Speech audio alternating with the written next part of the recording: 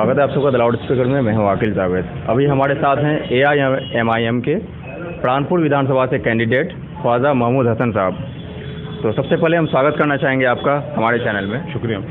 तो आप जैसे मैं आपके बारे में सुना कि आपको यहाँ से टिकट दिया गया, तो एक माहौल बना था ये कि आप यहाँ के प्रॉपर नहीं हैं। इसके बारे में आप क्या कहना चाहेंगे? नहीं, प्रॉपर यहीं के हैं, प्राणपुर के ही हैं, तेघड़ा के रहने वाले हैं, काफ़ी दिनों से हैं। प्रॉपर कहने का मतलब ये कि जब आपको टिकट मिला और डायरेक्ट चुनावी मैदान में आप खुद पड़े हैं, और उससे पहले जो जनता का जो सेवा पहले जो किए थे या सेवा आप नहीं किए हैं, डायरेक्ट चुनाव में टिकट लेके आ गए हैं।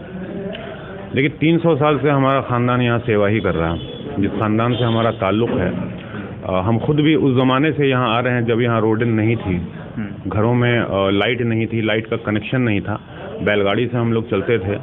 अंधेरा होने के बाद ये जनरेटर वाला एक दौर था जब घर घर में और हर गांव टोले में एक जनरेटर होता था, शायद आपको वो दौर याद हो। और एक CFL बॉल जो है वो 30 रुपये के हिसाब से एक कनेक्शन का लगता था। उस दौर से भी पहले एक लालटेन का दौर था, जो अंधेरा होने के बाद, मगरिब की अजान होने के बाद ये पूरा इलाका अंधेरे में डूब जाता था।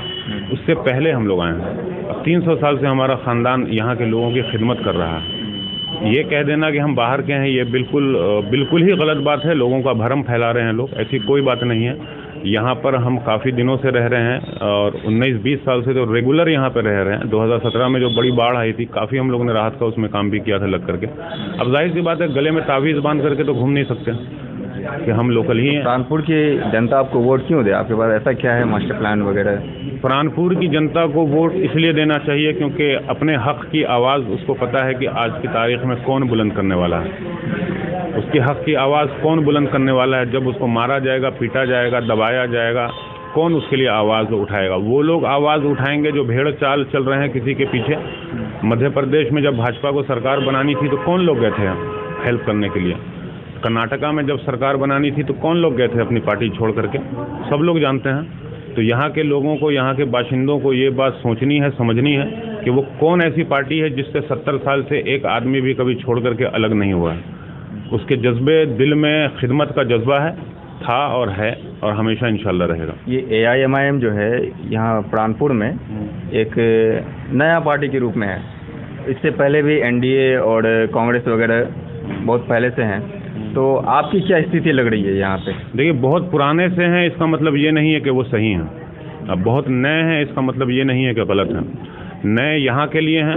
ओवैसी साहब को लोग बहुत पहले से जानते हैं, उनके वालिद ने को भी बहुत पहले से जानते हैं। और यहाँ के लोगों की पहले से ही ख्वाहिश थी, बहुत ज़्यादा ख्वाहिश थी कि ओवैसी साहब यहाँ पे एक उम्मीदवार दें और हमारी आवाज़ से आवाज़ मिलाएं, हमारी ताकत बढ़ाएं।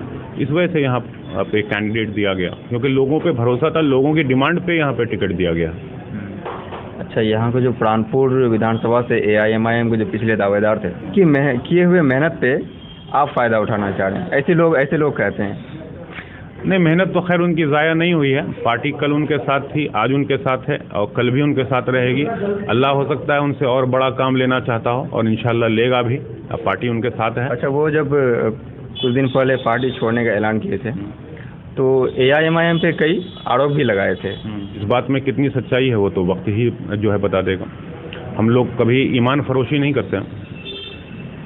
तो ये थे हमारे साथ AIMIM के प्राणपुर विधानसभा से कैंडिडेट ख्वाजा हसन महमूद साहब, और उनसे हमारी बातचीत हुई।